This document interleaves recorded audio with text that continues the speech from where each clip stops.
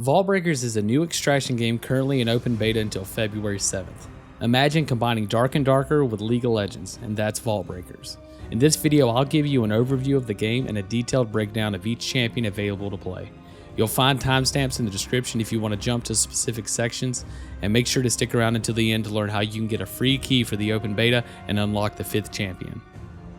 If you're new to extraction games, you might be wondering what exactly an extraction game is. At its core, it's simple. You load into a map filled with loot and enemies. These enemies can be NPCs or other players. Your goal is to collect as much loot as possible and successfully extract from the map. There are usually other objectives like side quests or map events, but the main idea is to grab what you can and get out of there before you lose it all. So what makes Vaultbreakers different? Fans of the genre will know that most extraction games like Escape from Tarkov and Dark and Darker are first person with a gritty, realistic art style. Vaultbreakers stands out by offering a top-down, MOBA-like gameplay with a more stylized, colorful aesthetic similar to World of Warcraft and League of Legends. Another key difference is how Vaultbreakers handles progression and upgrades. Instead of navigating menus between matches, you have a hub area where you're able to interact with NPCs, pick up quests, and upgrade your gear. These quests reward you with crafting materials, equipment, and unlock new systems to further customize your champions.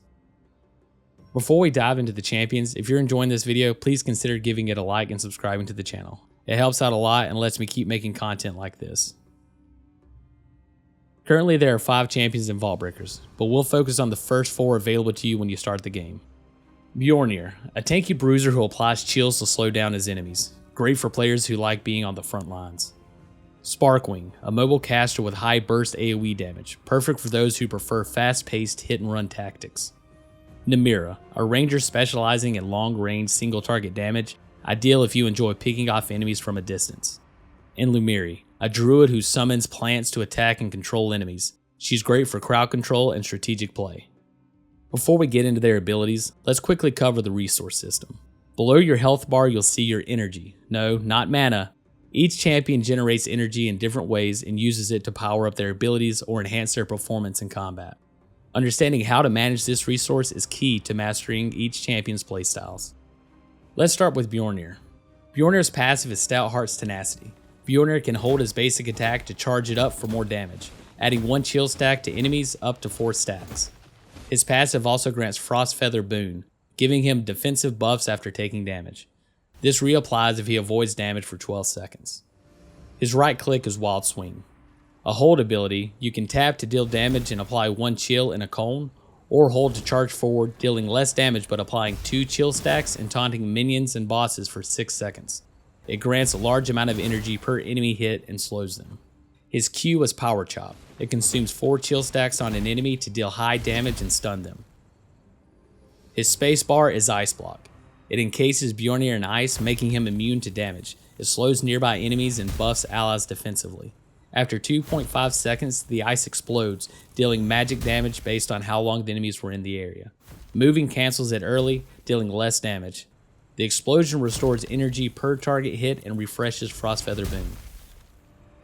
His R is Frost Feather Flyby. It creates a field that slows enemies. Frost Feathers spawn, dealing magic damage and applying a chill stack. At 5 stacks, enemies are stunned.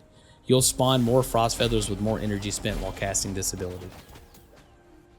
Bjornir's basic rotation would be charge in with Wild Swing to get 2 chill stacks, build up to 4 stacks with charged basic attacks, then use Power Chop for big damage.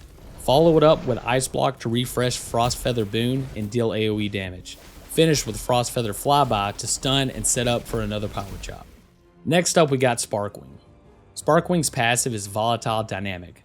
Abilities and basic attacks apply zap to targets. Hitting zap affected enemies with another ability or attack generates energy and refreshes zap. His right click is Power Vortex. It creates an AoE that explodes, dealing magic damage, and it generates bonus energy if the target has zap. His Q is Zap Bane. Sparkwing throws a projectile that explodes in a cone on impact, dealing magic damage and stunning enemies with zap. His spacebar is Spark Flight. He dashes forward, becoming immune, and deals physical damage to enemies that he passes through and slows them. Hitting zap affected enemies reduces the cooldown. His R is Electric Form. Sparkwing summons 3 orbs that rotate around him, exploding on contact to deal magic damage. More orbs spawn based on the energy spent when casting. Sparkwing's basic rotation is to start with a basic attack to apply Zap. While they're zapped, you can stun them with Zap Bang, followed up with Power Vortex for damage and energy, and then use Spark Flight for repositioning and damage. Then activate Electric Form for sustained AoE pressure.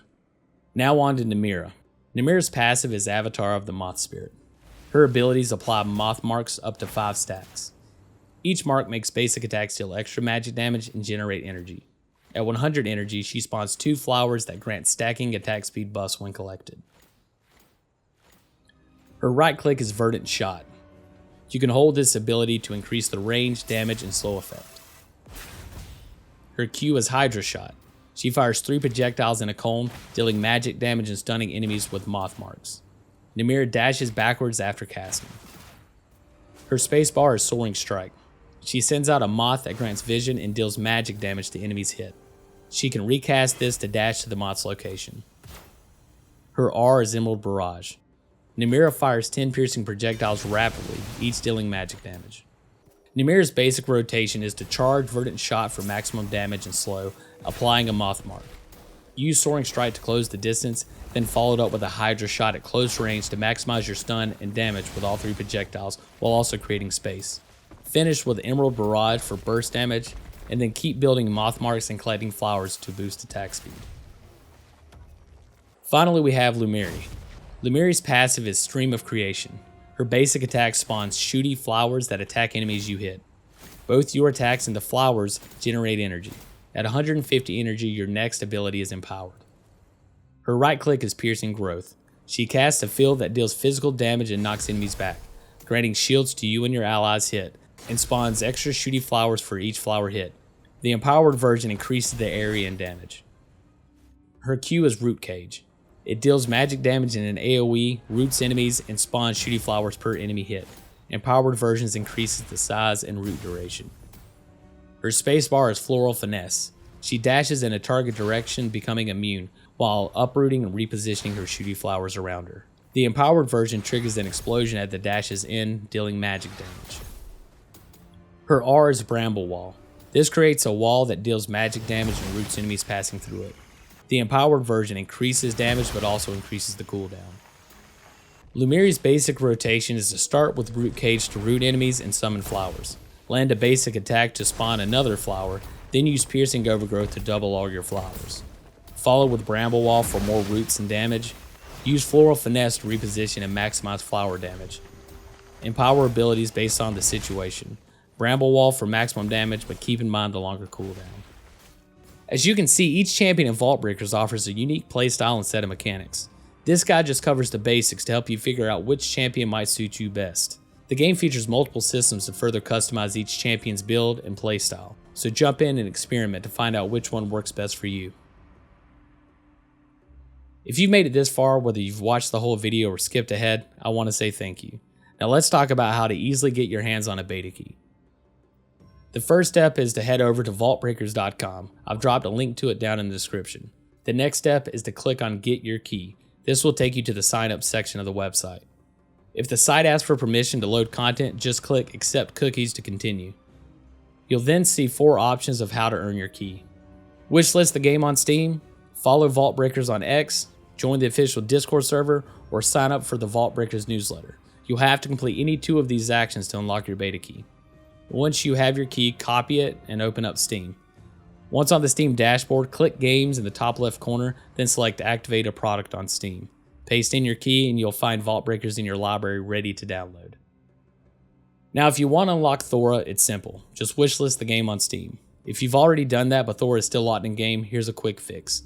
Go back to Steam, remove Vaultbreakers from your wishlist, then re-wishlist it. That's what worked for me and Thora was instantly available to play. And that's it. Let me know in the comments which character you're planning to play. I've been spending a lot of time with Sparkwing, but I think I'm going to start experimenting more with Thora. So thanks so much for watching the video. I hope this video has been helpful, and if it has, please give it a like to let me know you want more content like this. And don't forget to subscribe to the channel to be notified when I post my next video.